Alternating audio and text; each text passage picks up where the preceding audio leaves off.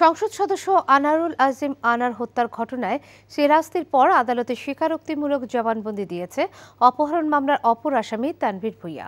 আর নেপালের পুলিশের কাছে গ্রেফতার সিয়াম এমপি আনার হত্যাকাণ্ডের কথা স্বীকার করেছে বলে জানালেন অতিরিক্ত পুলিশ কমিশনার হারুনুর রশিদ। দুপুরে নেপাল থেকে ফিরে শাহজালাল আন্তর্জাতিক বিমানবন্দরে সাংবাদিকদের তিনি বলেন, নেপালে কলকাতার সিআইডিও ছিল। হত্যাকাণ্ড নিয়ে সিয়ামের জবানবন্দিতে দুদেশের পুলিশ গুরুত্বপূর্ণ তথ্য পেয়েছে বলে জানান তিনি। হত্যাকাণ্ডে পলাতক অন্য আসামিদের গ্রেফতারের চেষ্টা চলছে বলে জানান তিনি। হত্যার পর মূল পরিকল্পনাকারী শাহিনও নেপাল থেকে যুক্তরাষ্ট্রে পালিয়ে যায়।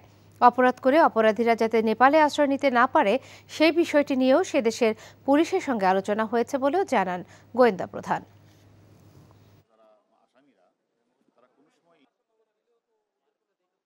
আমরা শুধু সিয়াম না, প্রায় অনেকাংশে অপরাধীরা তারা নেপালকে তারা রুট হিসেবে ব্যবহার করে যে হোটেলগুলিতে অবস্থান করেছিল সেগুলিতেও আমরা অনেক ভিডিও পেয়েছি, অনেক তথ্যপত্র পেয়েছি, যেগুলি আমরা পরবর্তী তদন্তের স্বার্থে আমাদের অনেক কাজে আসবে।